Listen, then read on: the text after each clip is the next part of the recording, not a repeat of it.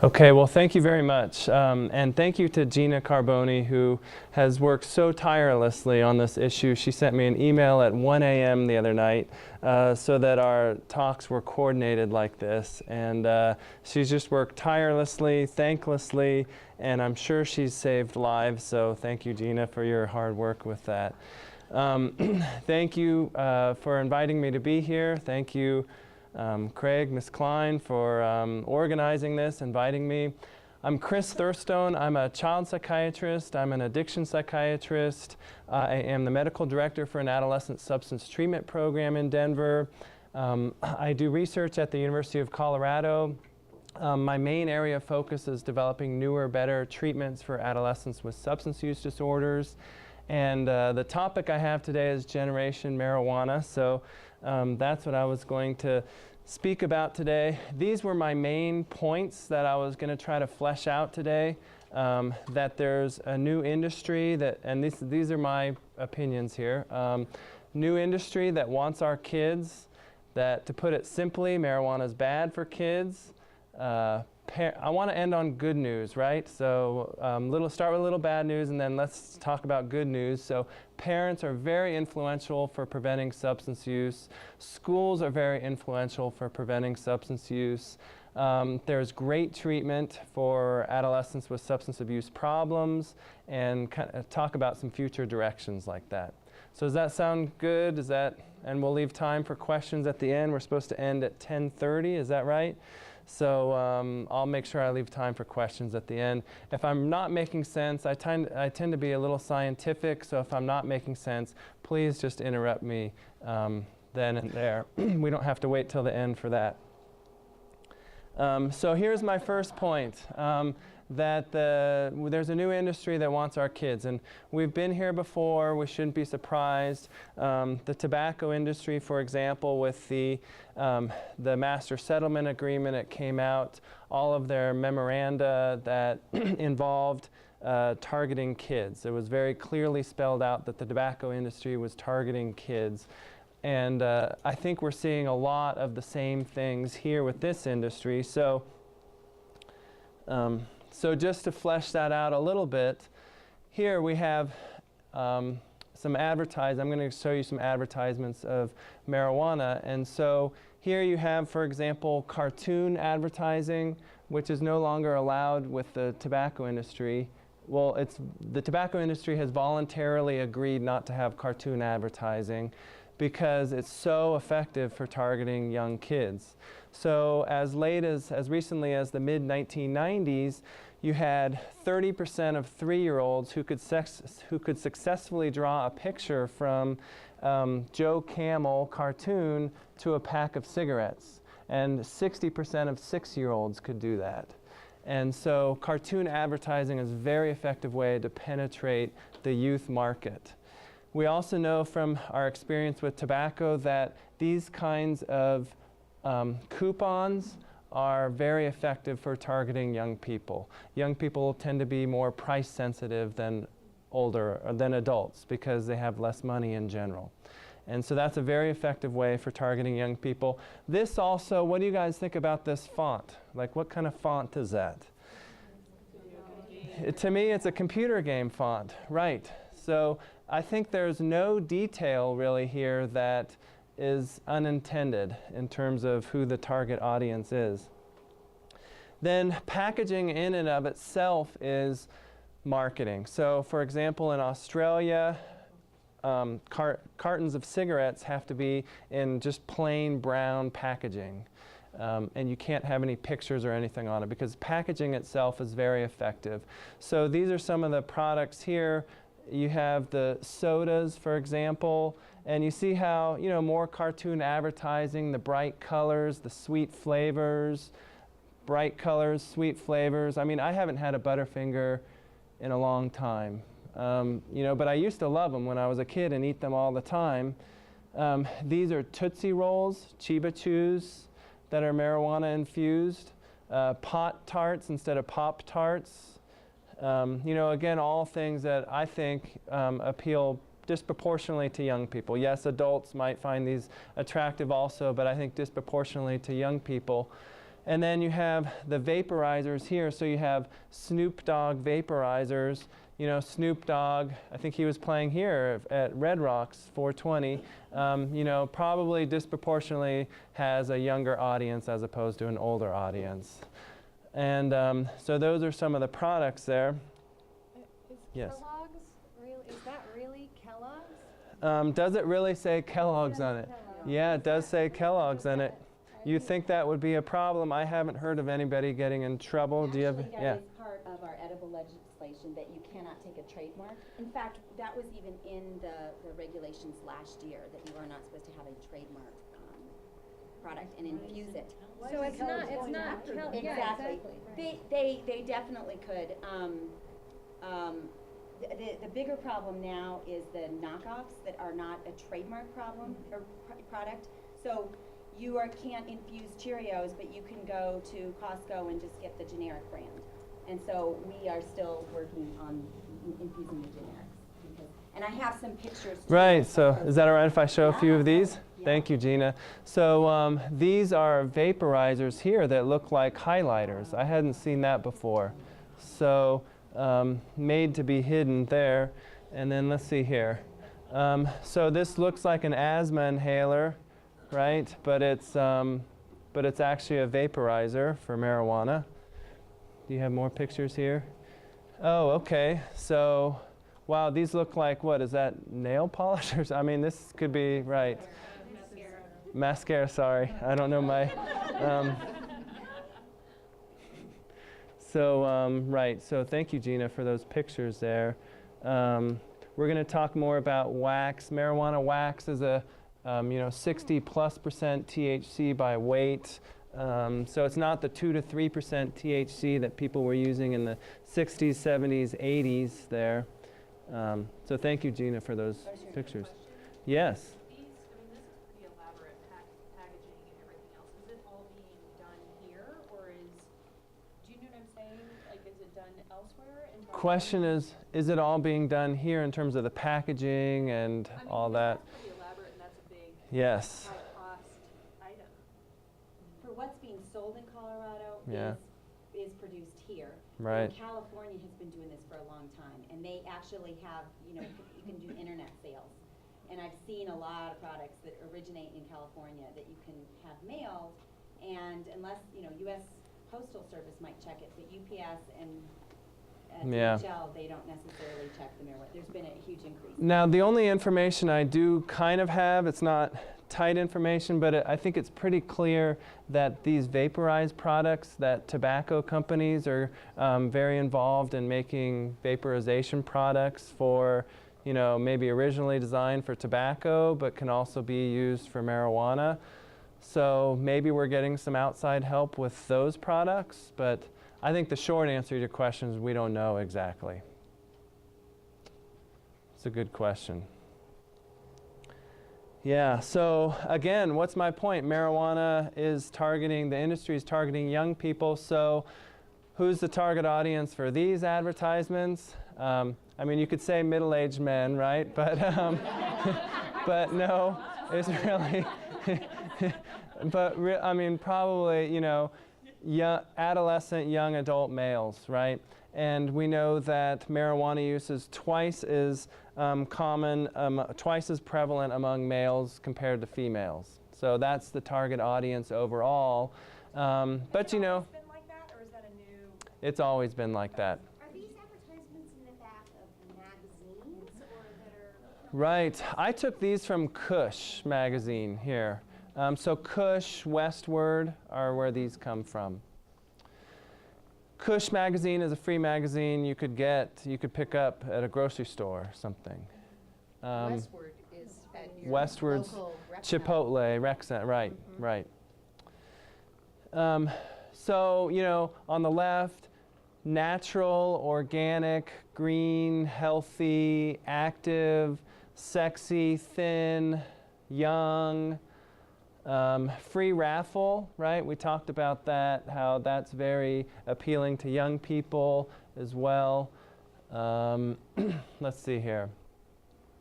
And then here on the right, this was for medical, so it's medical here, young, healthy. You see the names Blueberry, Northern Lights, again, more coupon advertising effective for young people. There's more subtle ways of advertising to young people that are very difficult to regulate or even track. So this is free bike repair on Broadway and Alameda in Denver on a Saturday morning.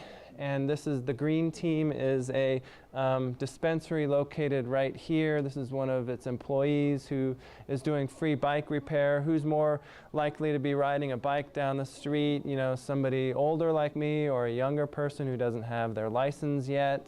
So there's very subtle ways, I believe, of advertising to young people. You know, I put this here because of the products. You know, new products, there's dabbing marijuana, which I think we need to be aware of. So, because we're really seeing a lot of this nowadays and among young people. And so you have a filament here, you heat it with a butane blowtorch till it's white hot, you drop some marijuana wax on it, and you take a big hit. It's kind of like, is it freebasing? It's a very potent way. It's like the crack cocaine of marijuana. And I hear it's just really powerful way of using marijuana, very high potent way. So a lot of concern. Here you have young people using butane blowtorch. What chemicals are they taking in from that? Then you have people who are intoxicated using butane blowtorch. It's a real dangerous situation. So I got that from YouTube, that one there. So here again, so my main point that we're going through is targeting young people. And the game plan we've seen from tobacco was distort the pros and cons. So 9 out of 10 doctors agree that this brand of cigarette is better for you than this brand of cigarette. This brand of cigarette is better for your throat, is less addictive. Remember that with the light cigarettes. So you really distort. Oh, secondhand smoke does not cause cancer. Do you guys remember that? And you also remember probably cigarette smoking doesn't cause cancer because that was something that the industry said all the way into the 90s, right? So distort the pros and cons. Market your product heavily, especially to young people. Why young people? Because 90% of adult daily cigarette smokers start before the age of 18. Where there's something about the developing adolescent brain. You don't wake up in your 40s, 50s, say, hey, I'm going to become addicted today. It's something that has a pediatric onset. If you're going to get the new users, you have to get to them young, adolescent age. It's the same for alcohol, and I believe marijuana also. 80% of profits come from alcohol, tobacco profits come from heavy adult users, right? And you got to get to them while they're young if you're going to get a heavy adult user. Then as Gina said, you have pretty intense lobbying, and then the whole process goes on like that. And so it's my hypothesis that we're seeing some similarities nowadays with that, and they're being effective in this way. So this is a graph here from the National Survey on Drug Use and Health. Percent of teens on the y-axis who said, yes, I used marijuana in the last month. And then you have it by year here. 05, 06 on the left, all the way here to 2011, 12. Colorado in red, United States in blue. United States staying pretty level. Colorado seeing significant increases over time here. So I would say we know that tobacco advertising causes youth to initiate smoking, and that marketing, advertising is very powerful, and I believe we're seeing some similarities here. Yes? Is that for asking kids who are in school again? Right. This is what I like about these data. National Survey on Drug Use and Health is for kids in school, out of school. The CDC data, just kids in school. Kids out of school are the ones who are more likely to be using substances. So that's why I like these data best. There is the CDC survey which showed no significant change over the last 3 time points. And the industry, marijuana industry, really promotes that as saying, see, you know, we need more regulation really works. But that's the only study we have that is showing pretty flat line right now, as of right now. Marijuana's, okay, so that's the point. They're targeting kids. Agree with me or not? Marijuana is bad for kids. To put it, very simply, marijuana is bad for kids. So let's see here. This slide here, the point of this slide is that the peak prevalence of marijuana use occurs in adolescence. So the politically correct term now is adult use marijuana. That's what they're trying to get us to say. The problem is that's really an oxymoron. Marijuana is disproportionately used by young people. Again, National Survey on Drug Use and Health data, the peak prevalence of marijuana use occurs at age 20, followed by 19, followed by 18, and you can see adolescents much more heavily represented. My age group here, 6%. So that's my main point with that slide. Disproportionately used by kids. 58% of all new users of marijuana every year in the United States are under the age of 18.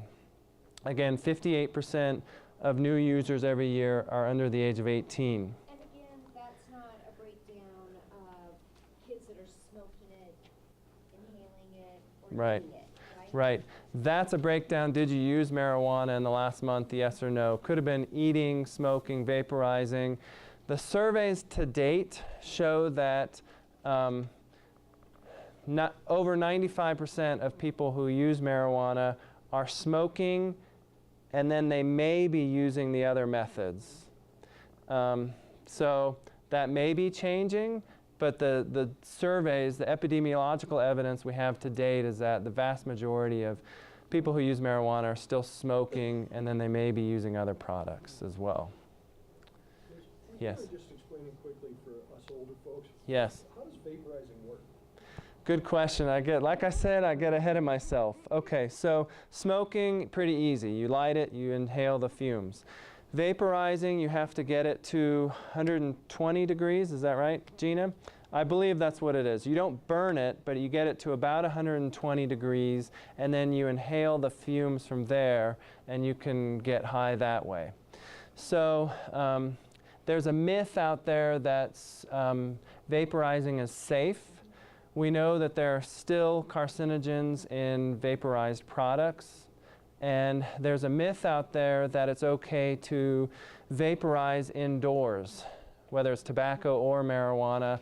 I personally would love to see these products banned indoors as well, because we know that there's still particulates of the vaporization in the air. So I'd rather see it prove to me it's safe indoors and then we allow it, as opposed to the way we did it with tobacco, where we allowed it, 7 decades go by of harm, and then we ban it, right? That's my personal opinion. Can I interject Yes. one thing? A really popular thing for kids. I mean, you can use this product again at school in the classroom because you can't smell it. And I've Right. had teachers and principals, Channel 4 did a story on this. They were actually in the back of the classroom, but you don't get that smell. But a very popular way for kids is to vape in the car. And you buy these vaporizers that just plug into your cigarette Wow. lighter thing. And the entire car fills with vapor. They So- call it vaping, is Yeah. that what you said? Yeah, and I see high school kids, I hear about it from high schoolers, and I'm sure. Yeah. Yes, I ma'am. don't see anything, like, there's no way to recognize, do they have to, if they're in the classroom, are they putting something like that highlighter in their mouth and sucking on it, and so that's. Yes. But you don't see an exhale, there's no.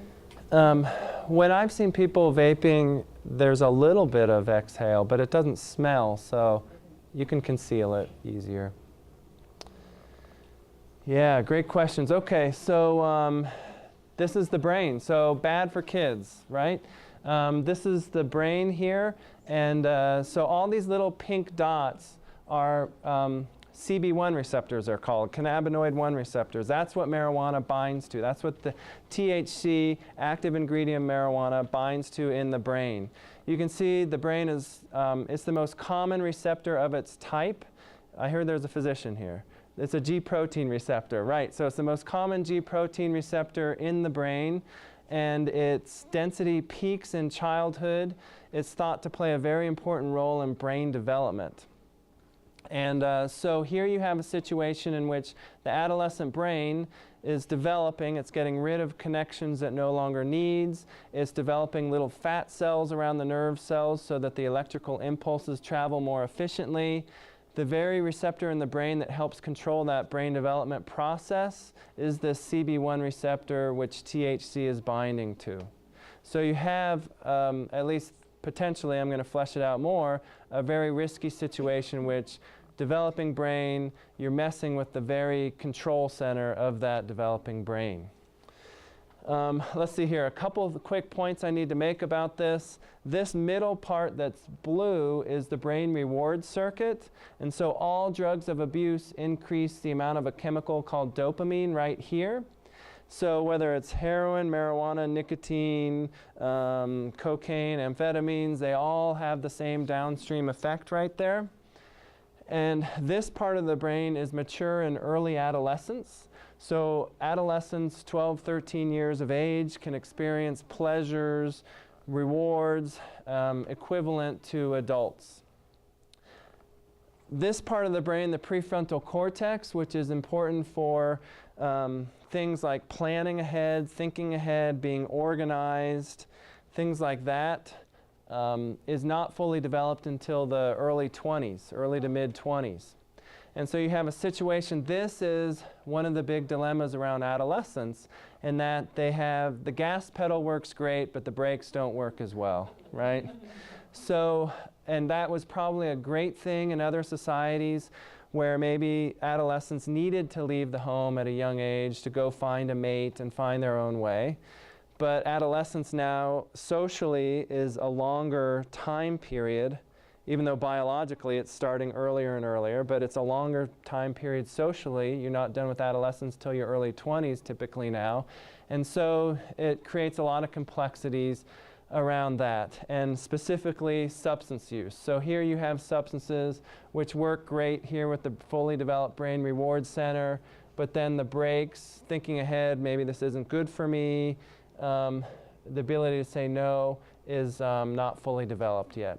So that explains why 90% of adult smokers start before the age of 18. Why, if you try marijuana before the age of 18, you have a 1 in 6 chance of becoming addicted to it compared to a much lower chance after the age of 18. This explains why alcohol, tobacco companies have known this for a long time and really targeted young people with their advertising and marketing. Let's see here. Oh, yes. This structure right here, hippocampus, very important for learning and memory. Lots of pink dots here, and we're going to talk more about that. But that really helps explain why marijuana really impairs learning, memory. Did people see the neuroimaging study that came out like a week ago? It was all on the front pages everywhere, comparing people who, adolescents exposed to marijuana, those not exposed to marijuana, showing significant permanent changes in the brain as adults, in the hippocampus, the amygdala, important for processing emotions, and permanent changes in the part of the brain important for brain reward here as well. So anyway, just thought I would mention that. So that's the developing brain, a little bit of biology. Hopefully everybody's still awake with me. I was just going to march through the impact of marijuana as we know it now on development, from pregnancy through adulthood. So how am I for time? Okay, so pregnancy. It seems like there's decreased perceived harmfulness of marijuana use in pregnancy these days.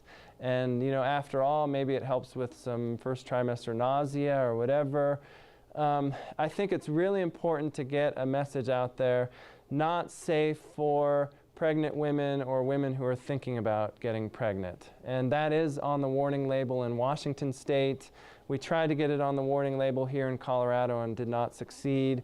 But we have at least 3 good studies now following till at least age 14, showing that those exposed to marijuana in utero compared to those not exposed to marijuana in utero have decreased IQ at 6 years of age, more depression at 10 years of age, more behavioral problems at 10 years of age. Unfortunately, it looks like not only do they take a hit by the in utero exposure, but they also take a hit because they're more likely to use marijuana as adolescents, and so they take a double neurological hit that way. And then those things causing decreased school achievement at age 14, which is so important for overall life outcomes, school achievement is. So hopefully that's low-hanging fruit. We can get the word out there. Especially this is a big issue because it's first trimester exposure to marijuana that confers these risks. That's when women, why is that important? That's when women are least likely to even know they're pregnant. So that's information we please need to get out there. Secondhand exposure, like Gina talked about, we've seen. Right, so we've all heard you can't overdose on marijuana. That's not true if you're an infant. So infants can go into respiratory arrest and stop breathing if they're exposed to marijuana. Children's Hospital Colorado has reported in prestigious medical journal significant increase in the number of exposures to children less than the age of 12. So really, hopefully we can all agree on this. No fooling, it really needs to be kept out of the reach of kids, right? Your guns, your pills, your marijuana, your alcohol, your cigarettes, they really need to be kept out of the reach of kids this way. And people ask a lot, secondhand smoke exposure. One case report of a 10-month-old having lethargy. Lethargy in medical terms is pretty serious. You're not responding related to secondhand smoke exposure to marijuana. So only one case report. No, I was saying that was the only reason why this child was lethargic. It's thought. It's a case report, and that was the only possible cause I could think of. It was a case in Israel of a couple who had a 10-month-old. They had a party in their hotel room. The adults, the 10-month-old fell asleep. The adults were smoking marijuana. They woke up the next morning, and the baby did not respond. The baby went to the ER, and that was the only cause they could find. So we need more data on that, secondhand exposure. Pets, too, needs to be kept out of reach of pets. Okay, so adolescents, we already mentioned the developing adolescent brain, why that's a big deal. We know that 1 in 6 adolescents who tries marijuana develops an addiction to it. That's an ancient number. That number was derived from the days when people were using 2 to 3% marijuana by weight, THC by weight. Now it's, you can get up to 60% in the wax, virtually 100% if you're dabbing marijuana. Much more addictive than it used to be. We've presented some data showing significant increases in the urine drug screens, in the amount of marijuana in the urine drug screens of patients presenting for substance treatment now. That's a study that needs to be redone there. The same way we had a more addictive cigarette, we have a more addictive marijuana product now. Sorry. That's okay. Would you describe how you, what you consider addiction in marijuana? Right. Because that gets Right. debated. Right, thank you. What I describe about addiction with respect to marijuana, addiction, I use the Diagnostic Statistical Manual of Mental Disorders, 5th edition now, and there used to be thinking that marijuana is not addictive. Well, if it is addictive, it's only psychologically addictive, not physically addictive. Really, there's no scientific medical debate anymore. It's physically and psychologically addictive now. Physically, in that people develop tolerance to it. There's a well-described withdrawal syndrome when people stop using marijuana that is clinically significant and accounts for 50% of relapses to marijuana among adults. It's adults presenting for marijuana treatment, and actually marijuana is the second most common reason people go to substance treatment. So who knew? It's the most common reason adolescents go to substance treatment, second most common reason overall. Adults with marijuana seeking treatment for marijuana addiction have been compared to adults seeking treatment for cocaine addiction. and there's high amount of similarities in terms of the number of symptoms of addiction reported and the severity of addiction. So thank you for letting me clarify that. Is Yeah. there a link between marijuana use and use for other drugs, cocaine, heroin, anything like that? Like, has there been a link drawn? Yes, yes. I think that's a couple slides from here. I'll get to it, all right? Yeah, thank you for that question. Okay, a very nice study came out summer of 2012, following people from birth to age 38, showing that heavy exposure to marijuana starting in adolescence predicts up to an 8-point drop in IQ from age 13 to 38.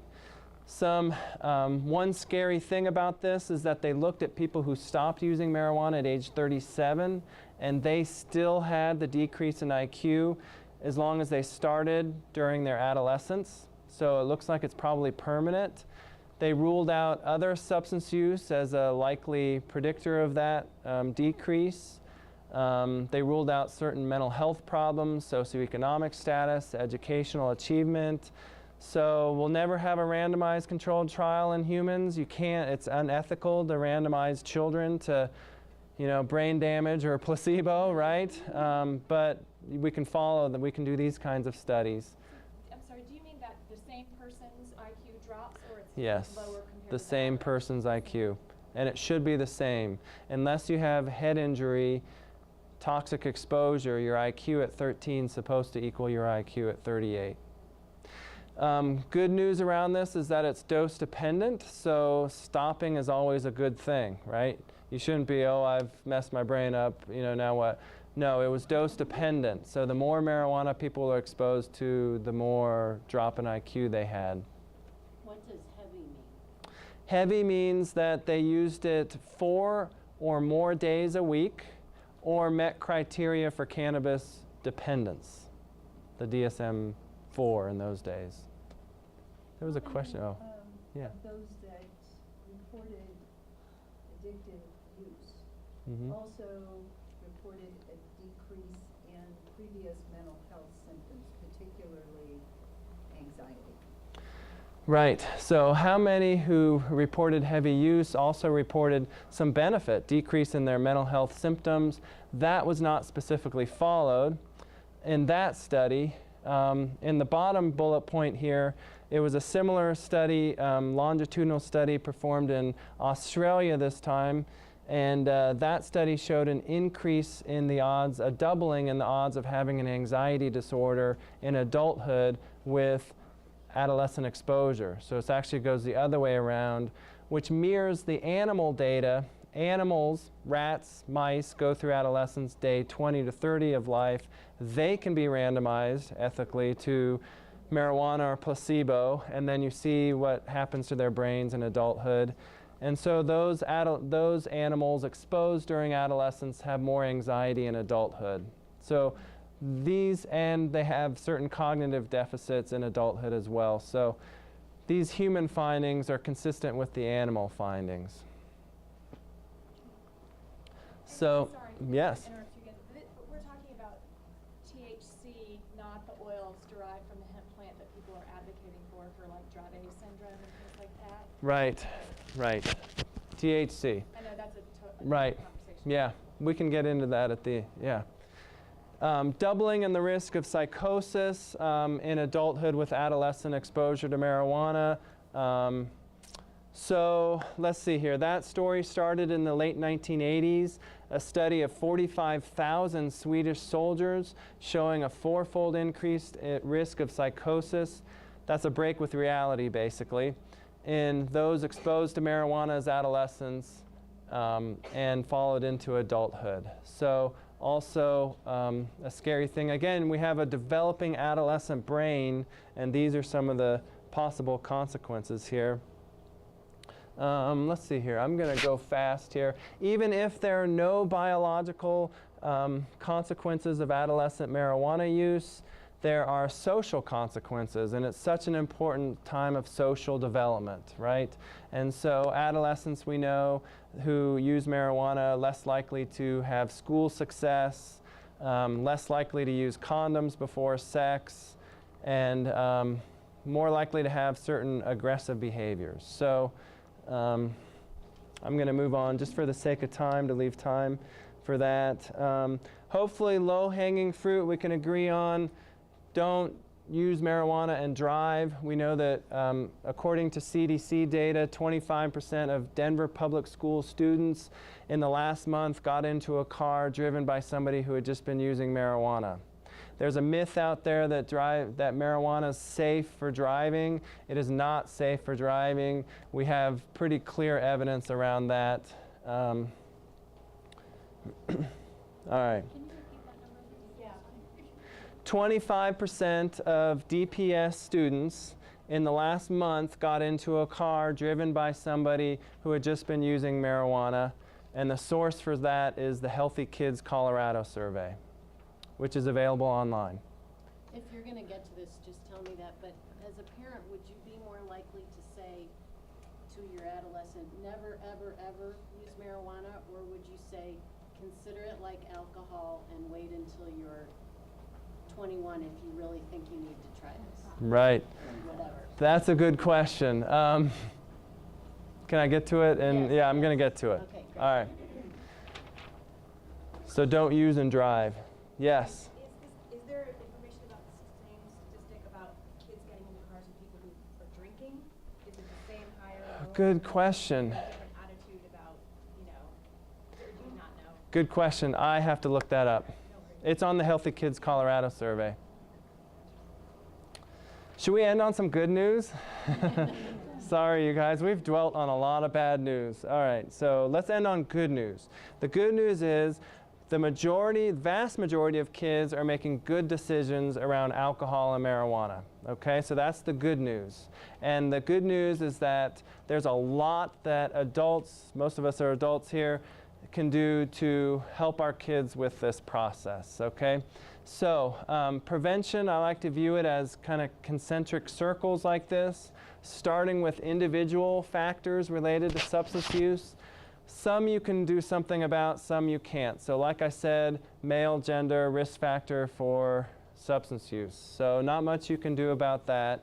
But things like self-esteem, connectedness to school, involvement in pro-social activities, faith-based involvement is very protective. A lot of individual factors like that are modifiable and can be promoted. ADHD is risk factor for substance use, especially if untreated. Certain mental health problems, depression as well, especially if untreated. Family factors. So the main thing that families, the most important tool that parents have is to have a warm, loving relationship with their children. That's how children grow up, and then internalize our positive values. Okay? So that's family therapy 1, 2, and 3 right there. Sorry, I'm simplifying. But there are other things that parents do, right? So there are 3 different general parenting styles. So there's the passive parenting, kind of do your own thing, make your own decisions. There's the authoritarian parenting, which is like my way or the highway, very harsh. And then there's the middle ground, which is authoritative, right? Which combines loving, warm, but also firm, okay? So the authoritative parenting style and supervision, monitoring, knowing where children are, who they're with, modeling healthy behaviors. So we know that parents who use substances more likely to have kids who use substances. The most common place kids get cigarettes, alcohol, probably marijuana, or cigarettes, alcohol. Most common way they start using is in the family, stealing from their parents' stash. But not just modeling that, but modeling healthy, balanced lifestyle, healthy communication.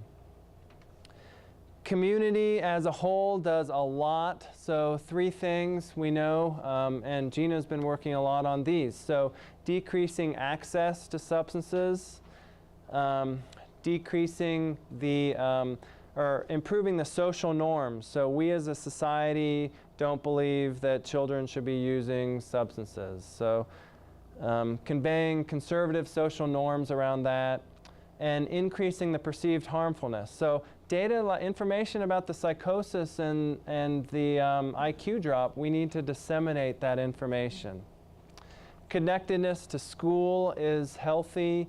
Involvement in pro-social activities, again, healthy on a community scale like that. There's a ton that adults do to influence this process here. And okay, I'm going to wrap up in about 2 minutes. This is smart approaches to marijuana. Learn about sam.org.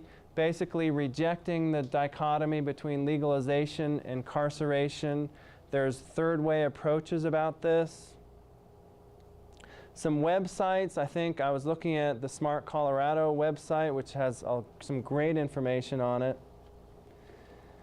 I think it's the last slide here. There's great treatment now. The model that we're going with here, it's called Encompass, developed here in Colorado, starting with, basically the bottom line is we don't need to send our kids away to boot camp. We don't need to send them away, lock them up for treatment. There's great treatment here in Colorado now, and this is our general model. And we're getting this model into 2 school-based health clinics. So the paradigm has been let kids drop out of school, get involved in juvenile justice, then we refer them to substance treatment. That's stupid, right? Let's go into the schools, give good substance treatment before they drop out of school, and we get so much better outcomes. So that, I think, is the bottom line of that. And just future directions there. Maybe just in the interest of time, we can just go straight to, this is how to reach me through my website if anybody has any offline questions. But I just want to say thank you for the opportunity to come here. And it's been a passion of mine to get out good information about marijuana that's helpful to people. So thank you for being here and listening to me. And I think I saved 10 minutes for questions. Am I right on that? Okay, so good. It sounded like there were a lot of questions.